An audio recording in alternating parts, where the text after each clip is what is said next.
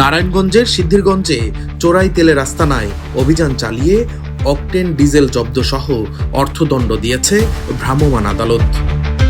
মঙ্গলবার দুপুরে সিদ্ধিরগঞ্জের গোদনাইল বাড়িপাড়া এলাকায় যৌথ বাহিনীর উপস্থিতিতে অভিযান পরিচালনা করেন সিনিয়র সহকারী কমিশনার ও এক্সিকিউটিভ ম্যাজিস্ট্রেট নাজমুল হুদা।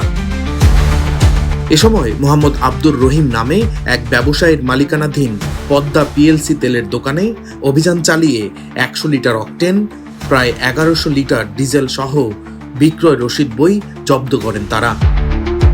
এছাড়াও পার্শ্ববর্তী ফার্মেস ওয়েল থেকে 600 লিটার জব্দ করা হয়।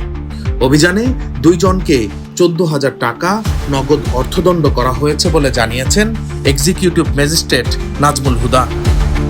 প্রায় শতাধিক লিটার অকটেন আমরা জব্দ করেছি। এছাড়া প্রায় 1000 লিটারের উপরে ডিজেলও জব্দ করা। অভিযানে সেনাবাহিনী, র্যাব 11, বিজিবি এবং সিদ্ধিরগঞ্জ থানা পুলিশের সদস্যরা উপস্থিত ছিলেন। ডেস্ক রিপোর্ট, দৈনিক ডেস্টিনি।